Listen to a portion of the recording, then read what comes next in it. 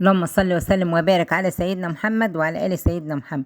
تعالي يا حلوة انت وهي، اسمعي النصيحة دي وحطي كلامي حلق في ودانك، هتعيشي مرتاحة.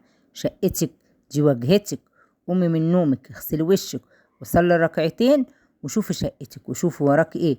لو كل يوم هتعملي حاجة العمل هيخلص، وكل حاجة بتخلص، مفيش حاجة بتقعد. وعلى رأي المثل وكنس بيتك ورشه علشان ما تعرفش مين هيطب عليك زي القدر المستعجل ويخشه. خلي بالك من جوزك مهما كان عيوبه، استحملي معلش علشان مش بيدفع التمن غيرك انت والأولاد. وفي الآخر نقول يا ريتنا عشنا. ومن وجهة نظري مفيش أي مبرر للانفصال غير إن أحد الزوجين يفقد عقله، غير كده الحياة بتستمر. المهم نصبر ونعدي. محدش أحسن منك علشان يسمع بيكي وطي صوتك. مش كل حواراتك مع جوزك عارفاها الجيران وعارفين كل كبيرة وصغيرة وتردي عليك كلمة ب10.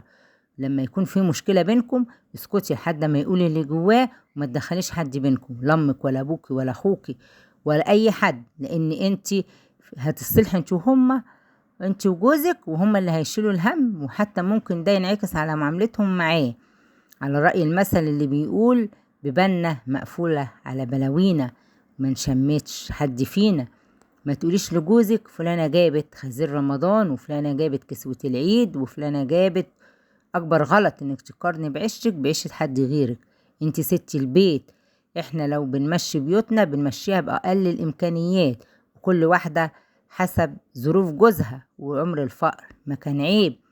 لازم انت تعملي حساب لدخلة المواسم ودخلة رمضان ودخلة الأعياد، لو حتى تشيل مبلغ صغير كل شهر وترجي بما قسم الله لك تكوني أغنى الناس. طلعي كل يوم ولو جنيه واحد وشيليه في علبة أو كيس أو إزازة أي حاجة، هيبقى آخر الشهر 30 جنيه. لو بتاخدي مصروفك بالشهر أول حاجة تطلعها من الفلوس 30 جنيه. هاتي إزازة زيت أو كيس سكر واديهم لأي حد محتاج. ممكن تجيبي بيهم كلهم سكر ونوديهم لحد محتاج، وممكن نجيب نص كيلو سمنة سايبة ونص كيلو زيت سايب طبعا وكيلو مكرونة ووديهم لأي حد. الصدقة بتبارك في القليل عن الكتير، وربنا يبارك لك ويرضيكي. والله والله ربنا هيبارك لك في فلوسك. وكمان عمالين ندعي ونقول يا رب واحنا مش بنصلي. طيب ازاي؟ ده ربنا بيقول أقم الصلاة تنعم حياتك، أقم صلاتك تنعم حياتك. ودي كلها والله 5 دقايق، احنا بنصلي في 5 دقايق. جربي ومش هتندمي. وقفي مثلا تغسلي المواعين، بتروقي وانت رايحة وانت جاية استغفري ربنا. صلي على الرسول الكريم لما الاستغفار بيغير الأقدار. وكل أي حاجة انت عايزاها تستغفر ربنا ربنا يحققها لك. وتصلي على رسولنا على طول كده هتلاقي أي عقد في حياتك اتفكت. وجربي وادعيلي. خلاص الكلام ده راح فين؟ سمعتي كلامي؟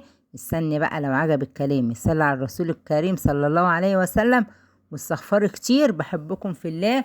وما تنسوش ذكر أو دعاء.